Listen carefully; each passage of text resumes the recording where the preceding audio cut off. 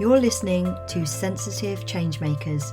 This podcast is created for highly sensitive leaders and is designed to support you to embrace your strengths and gifts so you can feel more confident in your own mind and body and live a life with intention, purpose, and more importantly, joy. I'm your host, Kate Carter, a fellow HSP who has a BA Honours degree in education, is a fully trained and qualified professional coach and NLP practitioner, and has over 17 years of teaching and over 3 years of coaching experience supporting highly sensitive people. I believe that you can do anything you want to in this life, but that sometimes the path forward becomes muddy with self-doubt and fear of failure.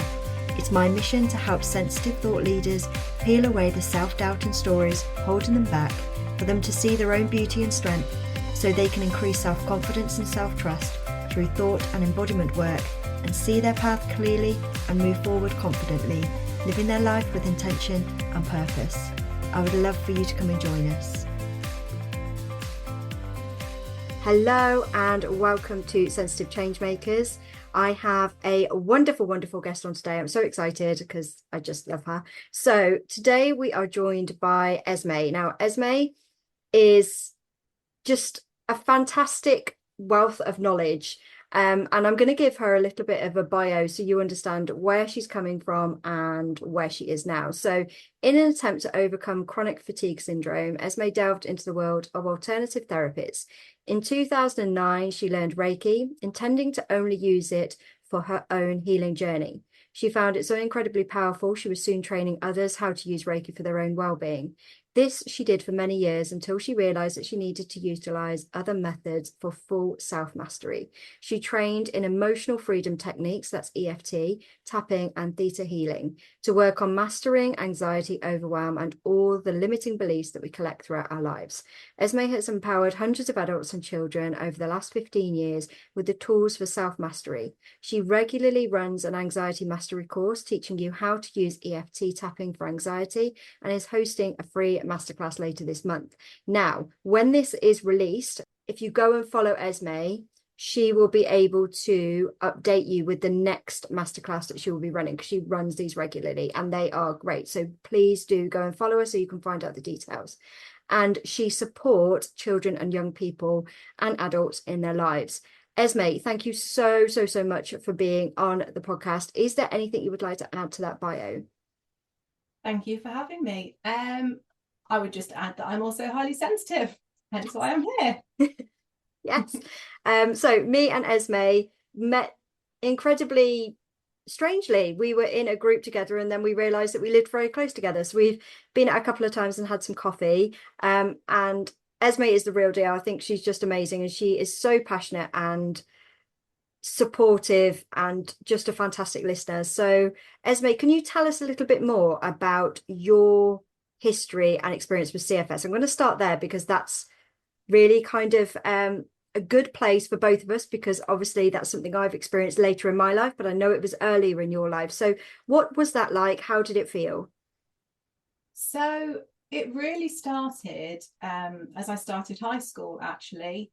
I found it very overwhelming. I wondered why I wasn't coping as well as my peers, and my health started deteriorating. So that led to years of going back and forth to the doctors not understanding what was going on, and they basically just said, we're going to classify this as ME, chronic fatigue syndrome, because there's no other label for it. You'll have it for life. So that very much put me into a victim mentality. I was very much, woe is me, why has this happened to me? I think at the time only 1% of England and Wales were diagnosed with ME, and I stayed in that victim mentality for several years. And then when I was around 16, I think, I came across the term highly sensitive person, and that was a light bulb moment for me, because up until that point, I thought, there's something wrong with me, I'm broken, I shouldn't be like this, why can't I be like everyone else? So that was wow, like there are other people like me, and actually explained a lot of things and why I wasn't able to manage and cope with life the same way that the majority of other people do. The only other person that could relate to me was my mum. She was very much the same. So I bought the book for her actually, and we read it together. We did the quiz together and both scored so highly. So that was a huge changing point for me, just giving myself a break. Realizing I couldn't have done anything about it. I'm not broken. There's other people like me. That didn't make me better, but the awareness helped. Yeah. And then in my early 20s, I heard of a therapy called reverse therapy. And I was really at that point grasping at straws, thinking I need to find something to help me. And my first appointment with that guy, he said, "You've lost your mind-body connection." And I said, "I'm sorry, what on earth are you going on about? I haven't done this to me." Because when you've got something like that, people just say it's all in your head. And it felt like that's what he was telling me. And I was like, no, this has been done to me. And he explained how every time I have a symptom, that's a message from the body. And that message is usually saying, "Esme, stop now. Esme, that's enough. You're tired now." But I never listened because I was a perfectionist, a control freak. I wanted to finish what I was doing. So even when my body was saying stop, I was saying, no, I haven't got time to stop. I'm going to carry on. And he said, every time you had a message from the body, a symptom, you have ignored it. And the problem with that is you've now lost that mind-body connection. So they're disassociated. Your body has now said, okay, you weren't listening to me. I'm going to take the driver's seat now, and you will listen to me. So I had no choice. And that was a huge awareness for me of how I had actually caused this, really. Not to say it was my fault, but it was empowering because it meant that I actually could do something about it. So that was the start of my healing journey, really, because that switched me from being a victim to feeling empowered. Because if I'd lost my mind-body connection, then surely I can regain that. And I did. And I started listening to my body. And that made a massive difference. A few years later, I wasn't fully recovered, and I still felt like there was something more I needed to do. And that was when I just happened to find Reiki. And as you have said in the bio, that was for me. That was last ditch attempt. What else can I do? And it was incredible. When you learn Reiki, you have to do self-healing for the first 21 days. And I did self-healing for the first year. I just didn't miss a day because I felt so much benefit from it.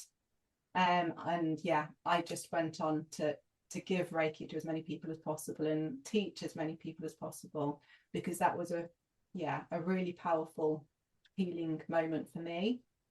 But it also changed the highly sensitivity part into a gift. Because although I had accepted being a highly sensitive person, it still felt like a fault. It still felt like, this is something I have to deal with, and it makes me weak and vulnerable and not as strong as everyone else. But when you start working with energy and healing people, it's a huge gift to have that intuition and that empathy and feel the energy. So that really kind of changed the course of my life, because it felt so intuitive. It felt like this is what you should be doing with your life. That made me want to help other people in a similar position. And then more recently, I learned about EFT tapping, emotional freedom technique. And that was the final key for me, because all my life I've had what I'd describe low-level anxiety. I don't know if it is low level or just it was just the normal for me, and you just adjust life accordingly. You stay within your comfort zone. Yeah, I didn't push those boundaries, so I managed the anxiety very well because I stayed where I was safe and where I was comfortable. And it wasn't until I did the practitioner training that I realized how much I needed it. So I did that training to help others, because by that point I was supporting others with their mental and emotional needs, and realized that the tapping would be incredibly powerful for them. So I wasn't in the mentality of I'm going to learn this to help me, and I didn't use it for me. For a few months after becoming a practitioner, I was trying to help everyone else, until one morning I was volunteering at school to help with the mental and emotional needs of the children there, and I didn't need to be there until 10 o'clock, and by 9:15 I could feel the anxiety rising up inside of me, and I was frantic and rushing around. Like I live 2 minutes walk from the school. Like there was no need for me to feel such high anxiety, and it felt like it was being really put in my face to be like, look, you think you're fine, but actually you've got the tools, use them. So I had a word with myself. I said, this is ridiculous. There's no need for you to feel this way. Stop. You've got 45 minutes to get there. You're fine. So I did. I stopped. And the key thing is like addressing the body. So I was like, okay, what's going on in my body? Where do I feel this anxiety? And it surprised me. I could feel anxiety in the roof of my mouth. I had a band of tension around my head. My whole body was like burning, lit up. And I had no idea that that's how I felt when I was anxious, because you avoid it, don't you? Yeah, suppress it, deny it. Yeah, you do. You try and disassociate from it. You distract yourself. And I didn't realize that's how I felt. So I tuned into that. And with the tapping, you rate how you're feeling. So it's called the subjective unit of distress, or the SUDS level, where 0 is you feel nothing at all, and 10 is the maximum emotion, you know, as much as it could be. So I rated my SUDS level, and I'm like, right, okay, I'm going to tap on this. 3 minutes later, tuning into that feeling in the body, focusing on the anxiety and that fear of being late, and my body had completely calmed down, and I felt calm and collected, and I was able to, you know, carry on with my day at a normal pace, as opposed to feeling frantic and all worked up. I couldn't believe that I could change how I felt so quickly after having avoided it all my life and ignored it because I didn't know I could do anything about it. To have cleared it within 3 minutes was incredible. And then it was put to the test the next day. We had a family barbecue, and obviously there was a time to be there. And we were an hour late, and there was not 1 ounce of anxiety about being late, which is unheard of. I would never have felt so calm at the thought of being late. So that started me using tapping probably on a daily basis to manage my anxiety. Well, not just manage, reduce, master, clear. Like there's so many things that I don't feel anxious about anymore. So yeah, that's really my journey and the things that have helped me. Yeah, and there's a couple of things I want to just pick up on there. When you were talking earlier about the book, I'm it's the Elaine Aron book that you were talking about, the highly sensitive person. Yes. Yeah. So and there is, those listeners who are interested, there is a quiz you can take in order to kind of rate how highly sensitive you are. As with most things, it's a scale. So it's a really useful tool just to kind of get an idea about your sensitivities. And I loved the story about moving on from sort of the CFS and ME. Really, I love the way that you talk about being a victim and that it's happening to you, and that you feel completely powerless. And I know I definitely resonate with that, with the anxiety journey for me. And I know a lot of listeners out there really do kind of resonate at one point, feeling like, why is this happening to me? What's wrong with me? And just realizing that actually the power is always with you. Like you were saying, there isn't a blame there. It is a kind of reclaiming that power and saying, right, well, actually, I didn't think I could control this at all. I didn't think I had any power whatsoever. I thought it was all being done to me, but actually realizing that I can do something about this, that it's all within me, is actually incredibly empowering. So thank you so much for sharing that. When you talk about Reiki, so the next part of your journey was Reiki, how did you start to kind of share it with others? Did you start with family and friends, and did you get more people on board? Like, how did you actually get the word out there in terms of Reiki? Oh, do you know, as I said, I only planned to use it for myself. So I did the 21 days self-healing, and because I felt so fantastic doing it just for those 21 days, on the 22nd day, that's the point where you can start healing others. I recruited my best friend who was skeptical, and I said, please let me do some healing on you. And usually you would prepare someone and say, okay, you might feel this, you might sense that. And I thought, I'm not going to say any of that to her. I don't want to put any ideas in her head. I'm just going to do it and see if she feels anything. And I wasn't expecting anything, because she is skeptical, or was skeptical.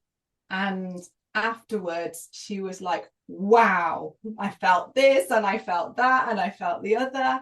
And it was everything that I would have prepped her and primed her to say you might feel, but she felt it 10 times more than I could have imagined. So then I did it on my mum, and I did it on my partner, and I don't even remember where I started actually turning it into a business. I was telling everyone about it. I very quickly went on to do the next levels, when you can start doing distance healing. So I had a book, a list of people that I would send distance healing to every week. And that was really exciting, because I remember doing some healing for a colleague's partner.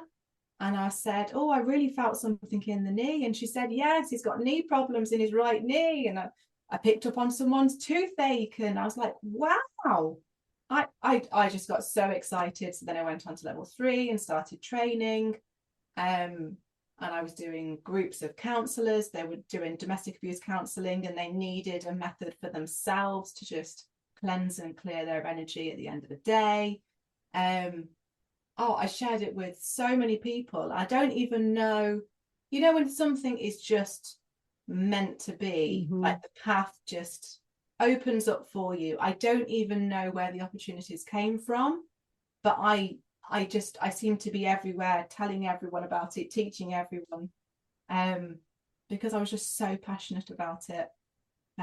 It's up until I was about to give birth to my son. I was teaching my last lady, and yeah, I was a bit gutted that I had to pause to have a child. So did you actually start going into labour while having a session? Oh no, it wasn't quite that. It was maybe like a week before. I've got it now. I got you. Yeah. But it was okay, this is the last lady that I'm going to work with, and now I'm going to have to put my life on hold, really. And yeah, apart from friends and family, including that skeptical friend, she came to me when she was really struggling with morning sickness with her first child, and she was like, Reiki me, fix me. I don't think I did it professionally then until a few years later. But in that time, I was obviously just so focused on the children, and then discovering my son was a highly sensitive person. I had no idea that we can pass this on. A highly sensitive parent can have a highly sensitive child, which makes sense because my mum's highly sensitive too. But that changed my parenting style, because to start with, I thought I had a very difficult toddler. But as soon as I realized, hang on a minute, I know exactly how you're feeling. I know what's going on. I'm like, okay, I've got this. And then my daughter came along with ADHD and completely different parenting style for that one. I feel you on both fronts. As we know, we have very similar children in that regard. One highly sensitive, one ADHD. In terms of your toddler, what sort of behaviours was he presenting that made you think, oh, this is different? The biggest one was parties. We would go to children's parties and they would always end in tears. It was so distressing. I could see he was so overwhelmed. We never stayed the full time. We were always there half of the time. So he would struggle. If we got there before most people had arrived, he would be, okay to kind of adjust. If we arrived when everyone was there, that was too much. That was really overwhelming. But because I was highly sensitive, and most of the parties that are like big soft play areas or whatever, it's loud and noisy. So I was overwhelmed. My son was overwhelmed, and I'd be leaving them with both of us like on the verge of tears or or near about, around about that. Until the point where I said, please stop inviting my child to parties. We're just going to decline. I can't do this. And I didn't understand at the time. But when I did, I was like, oh, now I understand. It was just that overwhelm. It's too noisy. It was too much going on, too many people's energies. And obviously the energy at a party, everyone's heightened and excited. And when you're highly sensitive, you feel that. Like it rattles your energy and you come away drained with a headache. And my son was experiencing this and I hadn't realized. Yeah, absolutely. I know my son was more to do with touch. So it was, he wouldn't wear certain clothes and things like that. And he would yank at labels. And even when he was really tiny, he was just a very, very scared. Well, not scared. Scared's the wrong word. He was just, he wouldn't be allowed to be put down for very long. He would cry for a long time. And that was kind of one of the things I didn't realize until he got older and he could talk. For me anyway, that was when I was like, oh, okay, there's something more. And then when he kept coming to me with the same kind of things that I remember saying when I was a kid, I was like, oh, okay, I'm getting this now. So yeah, it's really interesting. And like you said, passing it on, your mum was highly sensitive. It's my dad that's highly sensitive. And so just having that understanding really does kind of help to put it into perspective. And then you can have the nature nurture argument, can't you? Which one is through environment and which one is actually through genes. But yeah, it's just a really, really interesting way to look at life. And what I loved about what you talked about being highly sensitive was you were saying about how you understood it and accepted it, but still saw it as a bit of a problem, a bit of a like something extra that you had to deal with. And I really resonate with that. And I think a lot of highly sensitive people do. That understanding is like, oh, great, I'm not on my own. But it's always like, great, but what am I going to do with this? Yeah. Because I'm not quite sure how to navigate this or what I'm supposed to be doing. I still can't do what, I don't know, Bob over here does. And it is just, it can be incredibly frustrating times. So I love that you found the gift in being highly sensitive through Reiki, through EFT, and having that, just that intuitive side to you, feel so much more at ease in that kind of environment. How did, I know you said you were so excited, so passionate. How did it feel going from, because this is something I really resonate, going from somebody who really didn't have a mind-body connection. For those people that are listening, I really, and tell me if you're wrong, if you think I'm wrong here, I really see that as just, when people say, well, listen to your body, and you're like, how do you do that? What do you mean? I remember people telling me, just listen to your body knows. And I'm like, I have no idea what you're talking about. I genuinely don't know. And I know, is that kind of where you were at as well when you were with the ME and CFS? Yes, I saw my body as a nuisance. Yeah. Yeah, Absolutely. so I was completely detached from it because I didn't have time for its complaints. Yeah. And mine was the same, but I was just, because my anxiety came out very physically, I saw my body as something to be scared of. Yeah. Like when that reacts, I shut down because it's too scary and I can't deal with it. So yeah, sort of different stories there. So how did you feel coming from that to being so intuitive and being able to pick up on not only your own body and its kind of messages, but other people's bodies and their messages? How did that feel? It's interesting you say that because I started getting in tune with my body in as such, like I knew when I needed to rest and I listened to my body. But as I've just said, with the anxiety, I was still ignoring that. Mm. I was still, well, this is just me. This is how I've always been. This is how I will always be. My mum's like it. I'm like it. That's just me. But when I was working with clients, I was like, right, let's fix this. Mm. So it wasn't until that morning when I was running late, I'm like, this is ridiculous. You're helping these other people. You know, I helped one gentleman with the most crippling anxiety, rid himself of it completely. And I still didn't think to tackle my own because I didn't consider it. It was just me, it was my personality. Um, so it wasn't something I was thinking I needed to fix Mm-hmm. until, I don't know, it felt like it was brought to the forefront to say, you have the tools now, Esme. Now's the time to deal with it. Yeah.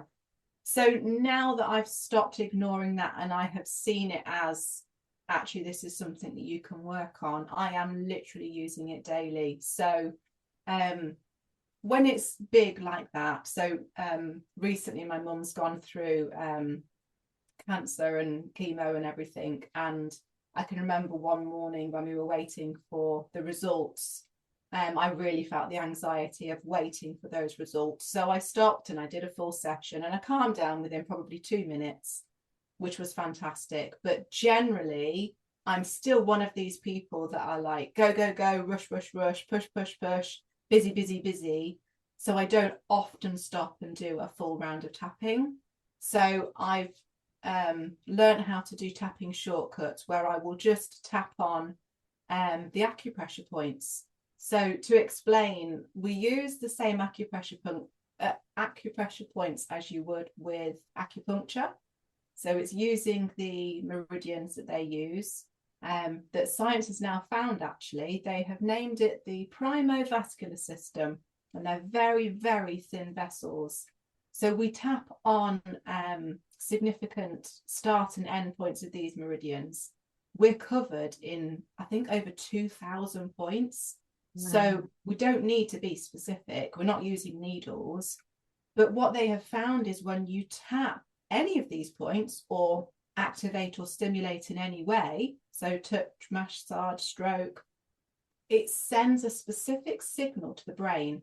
So to the amygdala and the hippocampus, it says, I am safe, which is why when you tap, when you're feeling anxious, you can get that relief because it's then communicating with your nervous system to say, oh, she's safe now. You don't need to be in fight or flight. You can calm down. So you get to feel calm within a few moments just by tapping. And so I need to use it every day because I very easily get overwhelmed. Mm-hmm. And that's still something that's with me. If I have too many things that I'm juggling, and as a mum, juggling work, I get overwhelmed a lot. So I tend to tap on the chest ones. So on the collarbones, if you go just below the ends, I tap just underneath there, either one side or the other or both. Or sometimes I actually just use one hand and tap the whole of my chest. There's a thymus in the middle, and that's really good for fear. But the collarbone points are good for stress, for overwhelm, for anxiety. So sometimes I will be busy like writing an email with one hand, and I will be tapping my collarbone point with the other. And normally when you're doing a full tapping round, you would be thinking about what it is that's causing the anxiety or how that anxiety feels in your body, and you would be talking your way through it. But when I'm doing the tapping shortcuts, I don't need to talk and tune into how my body's feeling specifically, because I'm already fully embodying that emotion. Like, I already know I'm anxious, I already know I'm stressed and overwhelmed, and I'm feeling it. So I can just tap to send that signal to the brain to say I'm safe, and then I can calm down. And I realized how much that had worked recently. My children both wanted play dates in the half term, and it ended up that we had both of their friends come round. So I had 4 children in the house for the entire day. My house was trashed, which is stressful in itself. It was noisy, the demands were constant, and I just assumed, as at the end of any play date, I would be drained, exhausted, and left with a headache at the end of the day once the children had gone. And I didn't this time. And I hadn't tapped that day because I'd been too busy to even consider it. But what happens when you tap is it's not just sending that message for the present moment to say that you're safe.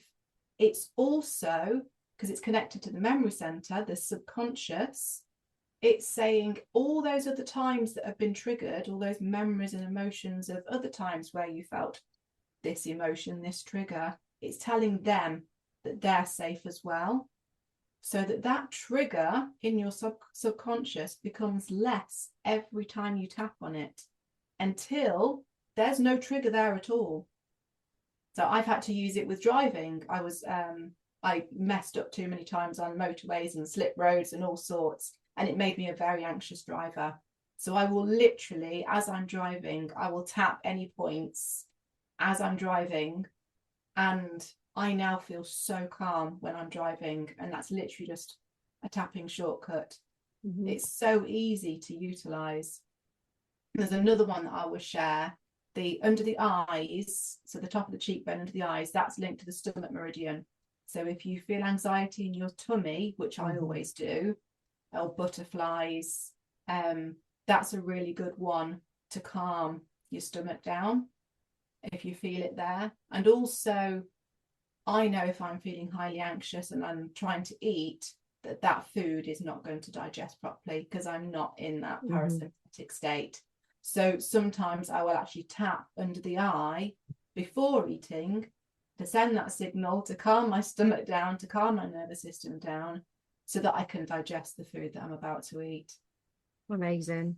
And I love there, I think, in there, because people that were listening to the podcast over the last few weeks will know that I've been doing release anxiety. And it's so important. Like, I know that I focus one day on thought patterns, but one of the days we do look at the body and just how important it is to bring the body into the mix. And how, what I love about working with the body is you don't actually have to always understand why in order to release, because your body talks in emotions and feelings. It doesn't necessarily talk in language. And so I love what you're talking about there, is just so simple but so powerful. And I know I've stolen your one of the whole hand over the chest. I find that one incredibly therapeutic, and I always smile to myself and think, is that why babies like having being tapped on the bum or the back? Yes, when they're little? yes, it is.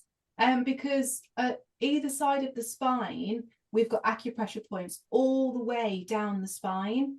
So when you find yourself doing that bum tap on the babies, that's why it soothes them.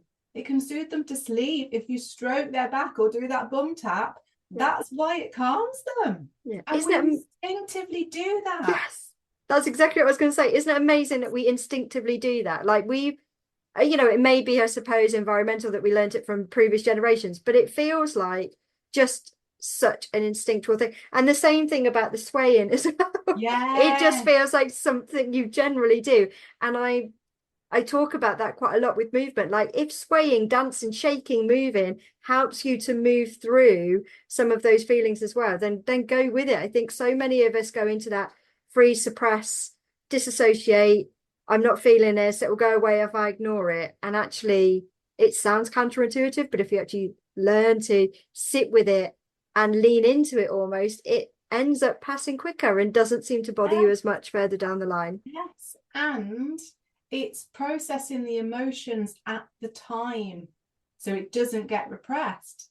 So when you see a child rocking backwards and forwards, you'll be like, well, stay still, stop rocking. No, that's the body's natural way of processing that emotion. And also when you think about, tapping or drumming your fingers, there are acupressure points at the end of the fingers. So when you're tapping impatiently or drumming your fingers impatiently, you'd be told to stop it. So you'd suppress doing that because it's irritating to other people. But actually, your body is naturally trying to self-soothe. Yeah. Yeah. So you're absolutely right. Follow your instincts and intuition. And I used to love, like, I suppose it's linked to putting your hands. I always used to like putting my hands in rice. Probably for the same reason. When you were a kid and they put loads of different things that you could put your hands in because it was called messy play. This was when my kids were little, by the way, not me. I don't think they cared in the 80s, but they definitely did, like, for my kids. And I used to go and have a play with the kids when they were looking. I was like, oh my God, this is so nice. My hands in the rice and Play-Doh and things like that. And I think it is just that sensory. Yes, it would have been stimulating the pressure points. Yeah. So I love it. And I'm so grateful for you for sharing some ideas. I did just want to quickly clarify for those people listening, just in case they aren't aware. Can you just tell us a little bit about what Reiki involves? And then can you just go into a little bit more detail about how you support people with EFT? So actually guiding them through, how you guide them through a session in EFT. Is that okay? Yeah. So with Reiki, I tend to describe it, especially when I'm teaching the children, I tend to describe it as a shower for the energy body. So just the way you would wash your physical body each day, we've each got an energy body or an aura, and our energy is within that, but also we collect energy from around us. And if you're highly sensitive, you feel that. You feel the energy of other people. So say your partner's in a bad mood and you're sat next to them, you feel that, don't you? Absolutely. Yeah. And that goes into your energy field. And so you can imagine it like maybe it's like a dark cloud or something in that energy field.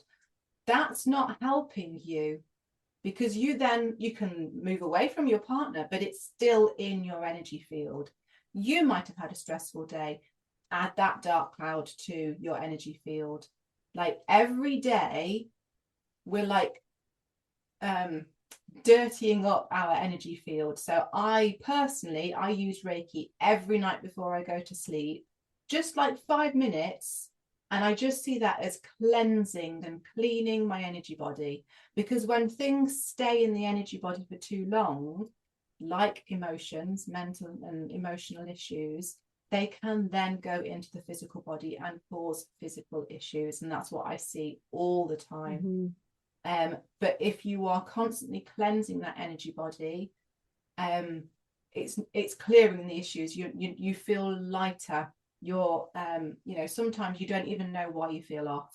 So if you can just go and cleanse your energy, it's like a blank slate, just starting from scratch. Your body's back to homeostasis, and you're fresh and ready to carry on. So I love how that is. It's really soothing and relaxing. And with the EFT tapping, that is so incredibly powerful for clearing any kind of emotions that you may not have processed. So a really good example is a young girl that I worked with, actually. She lost a parent when she was 5. And so this was through school. So she'd done the emotional literacy support assistant sessions, and they said, look, she's no better. She just lacks confidence. Can you spend some time with her? So her mum said, she just lacks confidence. She's not grieving. She's dealt with it absolutely fine. She's not cried once. The grief counsellor said, she's fine, nothing wrong with her. The Senko said, she's fine, she just lacks confidence. That first session I had with her, and I was trying to get to know her, and I was asking her questions like, what makes you happy? What makes you sad? Just learning about her. And she just kept saying, nothing. I feel nothing. Nothing makes me happy. Nothing makes me sad. So I said, give me your hand and let me tap on your fingers. And I just started on those tapping points on the end of the fingers. And then I started asking her more questions. And because when you tap the acupressure points, it accesses the subconscious because it puts you into a theta state, I asked about the parent that she had lost, and the floodgates opened. This was the first time she'd cried since she'd lost her parent. And so obviously we got straight into the tapping, and I said, this sadness, where do you feel this sadness? And she said, it's in my leg. And I said, can you describe it to me? What colour is it? And she said, yeah, it's pink and yellow and red. That's mine and my brother's favourite colours. They always remembered our favourite colours. So I got her to focus on this colourful sadness in her leg as we tapped. And we continued tapping until she couldn't feel that in her leg anymore. And months later, after this session, I spoke to her mum. And she said, you know, prior to that session, my daughter used to drag herself around on the floor every day saying, my leg hurts. But she said, I just ignored it and dismissed it because there's nothing wrong with her leg. And she said, ever since that session she had with you, that first one, she's never done it since. That's just a really good example of how we can hold emotions in the body. And you have to go to the body to clear it. Everyone had spoken to her and said, she's fine, she's not grieving, because she had suppressed it to be brave for her mum. Wow.